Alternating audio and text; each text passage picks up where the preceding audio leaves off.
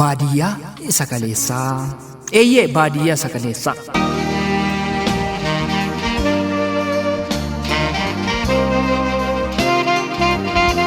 Baadiyyaa isa durii bakka nageenyi lakku, lafa rakkoodhaa furii bakka hin qabne waakku, dirree dhadhaa fi dammaa quubsaa nama beela'ee, faallaa baricha hammaa dhinsaa qaama eela'ee. Dirree dhadhaa fi dammaa quubsaa nama beela'ee, faallaa baricha hammaa dhinsaa qaama eela'ee. Baadiyyaa.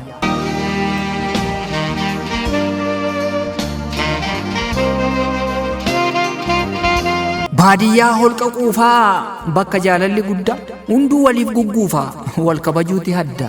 Araddaa galma safuu bakka qarooma namaa, wal dagatee hin rafuu tokkummaan hoogganamaa. Baadiyyaa.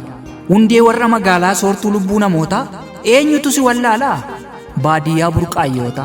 Warri gubbaa qilleensaa yaabanii burraaqanii, hundeen baadiyyaa keessa deemanii qoratanii.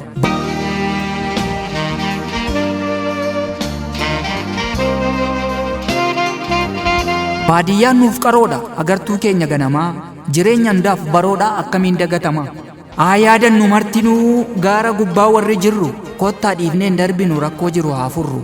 Nagaa kaleessaa sana osoo deebee gaariidha, nageenyaaf daandii banaa callifnaan maddaariidha. Jaalalli kaleessaa yoo jiraate nuuf tola, dhibnaan akka bineensaa hunduu cabsee wal lola. Eeyyee jaalalli kaleessaa yoo jiraate nuuf tola, dhibnaan akka bineensaa hunduu cabsee wal lola. Bakka lolli lagatee hunduu nagaa odeessa, wal dubbisa ammatee baadiyyaa isa kaleessa.